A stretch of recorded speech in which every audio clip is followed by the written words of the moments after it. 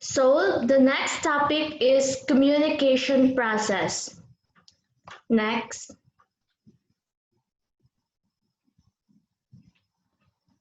The communication is a dynamic process that begins with the conceptualizing of ideas by the sender who then transmits the message through a channel to the receiver who in turn gives the feedback in the form of some message or signal within the given time frame.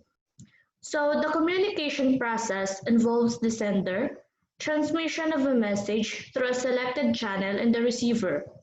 Although the process of communication is more than the sum total of these elements, understanding them can help explain what happens when one person tries to express an idea to others. Next. This is the communication model. First, we have sender. Next. Sender. The sender or the communicator is the person who initiates the conversation and half conceptualizes the idea that he intends to convey it to others. So sender is the process of communication begins with the sender, the person who transmits a message. This example is the branch manager explaining new product lines to the sales, or a computer programmer explaining a new program to a coworker, or accountant giving a financial report to its superior, all are senders of communication. Next are encoding. The sender begins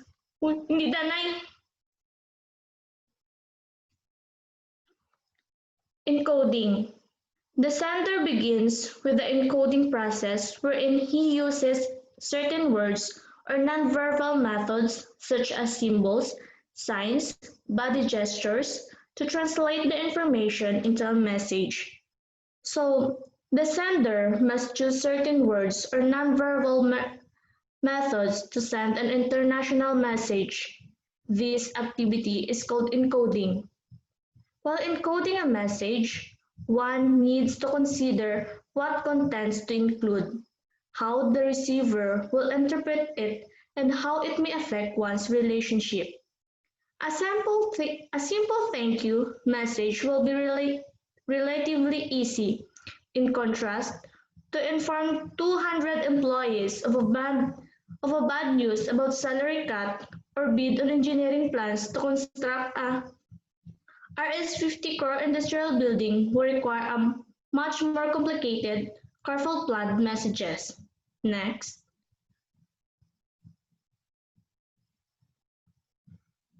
Next is the message. The message can be written, oral, symbolic, or nonverbal such as body gestures, silence, signs, sounds, or any other signal that triggers the response of a receiver.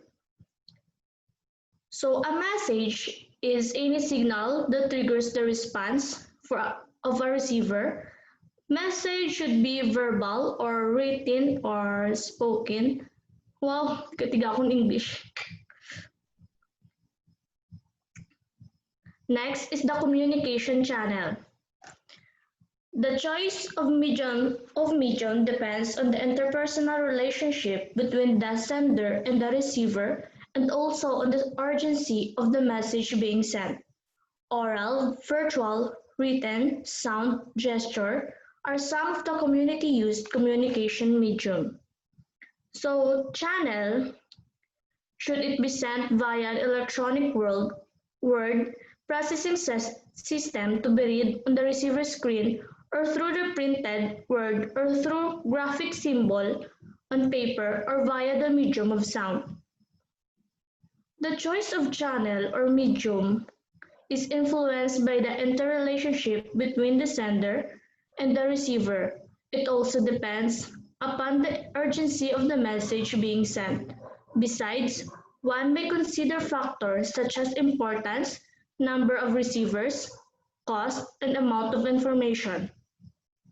Generally, it has observed that if the message requires an immediate answer, An oral channel can be better choice. If the message contains complicated details and figures, or if its subject requires filing for future reference, a written communication is necessary.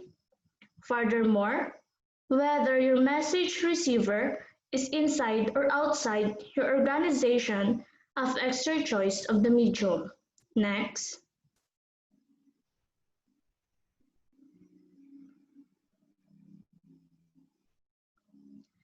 Next is the receiver.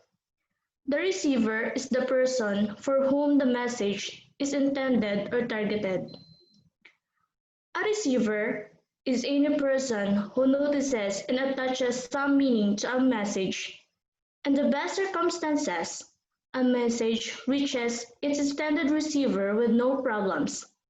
In the confusing and imperfect world of business, however, several problems can occur. The message may never get the receiver. It might be sent but buried under a mountain or files on the recipient's desk. If the message is oral, the listener might forget it. Even worse, a message intended for one receiver might be intercepted by someone else or your colleague or may take your friendly joke in the offensive manner. Similarly, your boss' suggestion may be taken to be an order by you. For example, a competitor might see a copy of your correspondence to a customer. Next is decoding. The receiver interprets the sender's message and tries to understand it in the best possible manner.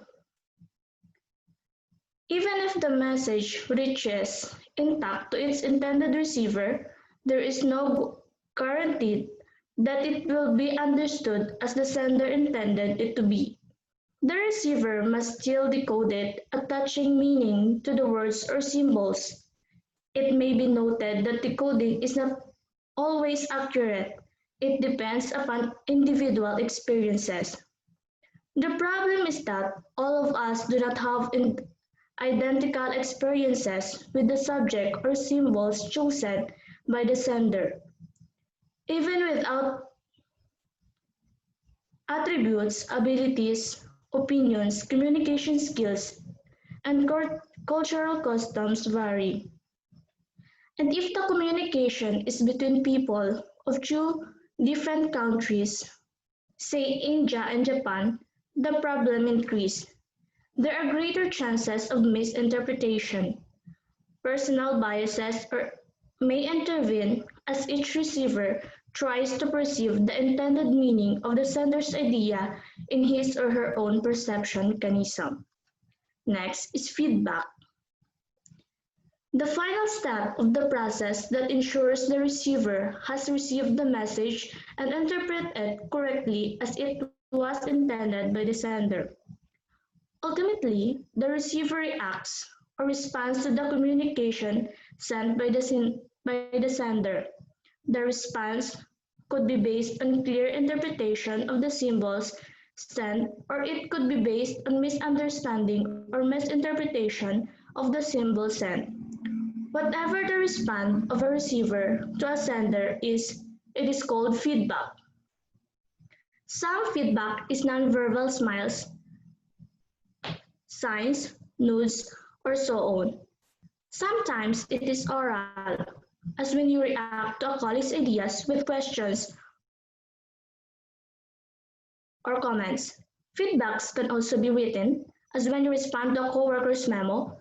In many cases, no messages can be feedback. Next.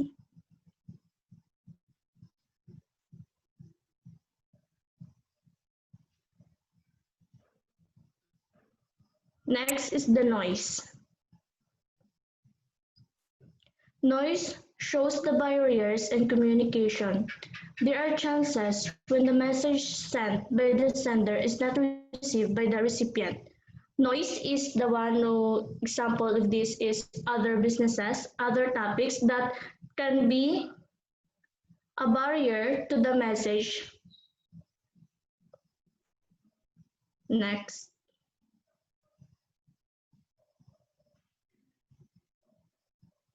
That's all.